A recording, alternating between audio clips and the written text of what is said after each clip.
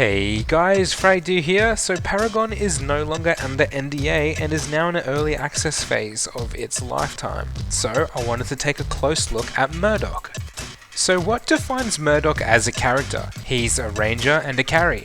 Both of these things meaning that he attacks from range, and he's also very capable of controlling a game, being that he has high amounts of damage and can control the outcome based on how well he performs.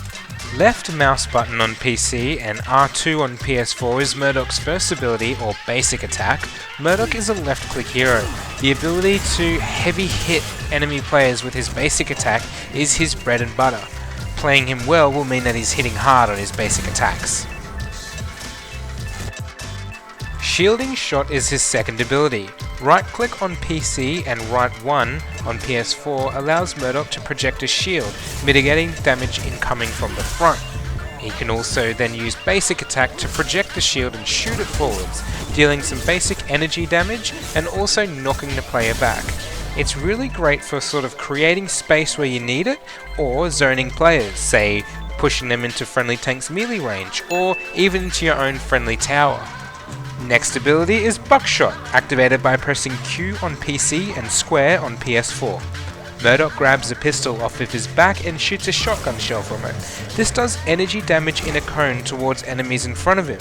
Also, it will cause enemies to have their energy damage resistance shortly decreased, meaning your basic attacks will do more damage for a short while after using this. Late game, it is great for helping take down waves of minions and then following up with your basic attack.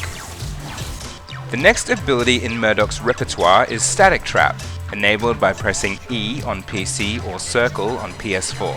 If an enemy player steps on one of these static traps, they will take an energy damage and receive a slow for a short time. It's important to note that these are visible to the enemy and are not triggered by minions. They're good for protecting yourself from ganks and controlling where the enemy can move. You can use these during a fight, but just get used to them first because it is quite tricky to land one.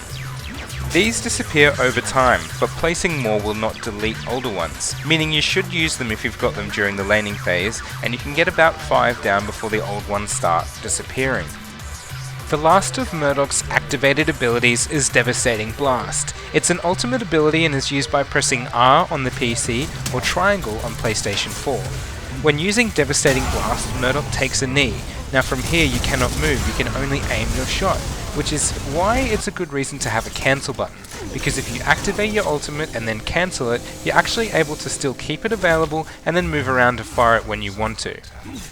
Once you fire the shot, there is a small delay as the weapon charges up, which means you need to lead the shot on enemies that are moving. Taking a knee, aiming, and the charge of your shot means it can be seen coming and dodged if you're too obvious when using it. So, for the best result, use the fact it can shoot through walls and floors of the map to your advantage, or at least use its great range so they can't see it coming. Hot Pursuit is Murdoch's passive ability.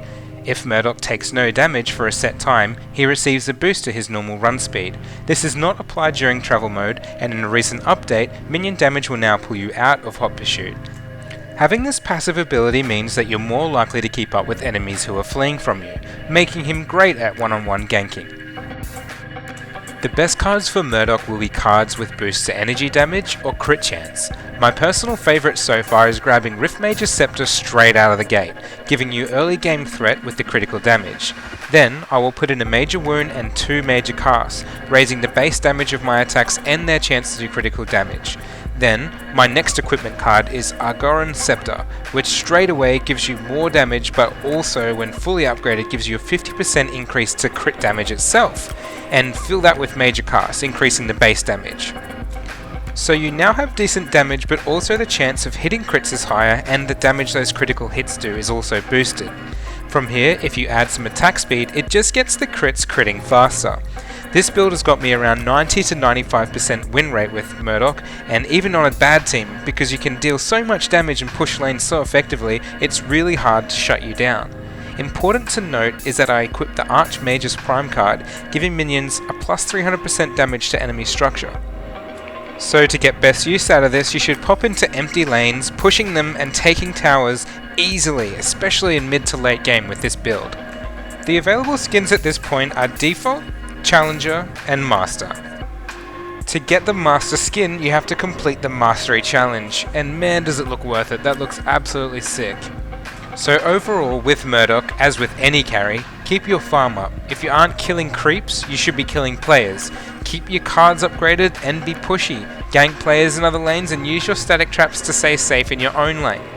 Have fun playing Murdoch, and if you want to see a specific character next, let me know in the comments. Subscribe to keep up to date because I will be bringing out all the characters for Paragon. Thanks very much for watching, guys, and as always, happy fragging.